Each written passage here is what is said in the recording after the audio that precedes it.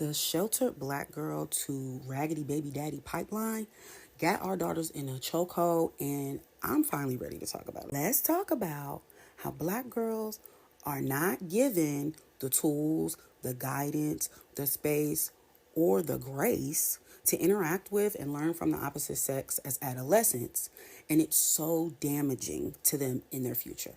We are told during like all of our most formative years that our only focus should be pursuing our education and or career. We done heard books before, boys because boys bring babies. It's like drilled into our head, those little sayings. The downside is dating and navigating sexuality is a normal part of growing up. Y'all do a disservice to black girls and black boys when you pretend as if this part of them doesn't exist.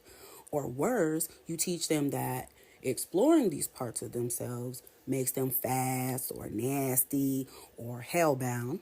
When we bypass that part of life, of growing up without real support, it leaves us more susceptible to manipulation and abuse, especially while so many families are simultaneously teaching their daughters that submission to men is a must for a godly union. We are sent out into the world without enough knowledge on, but plenty of shame surrounding our bodies. We're also given no knowledge of the trappings of relationships that happen outside of getting pregnant, mentally, emotionally, and physically.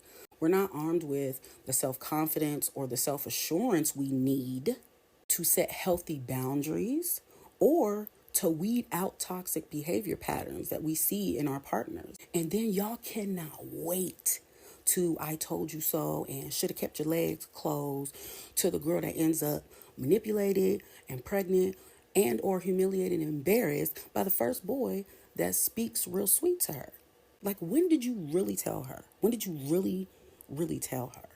Shit's brazy to me.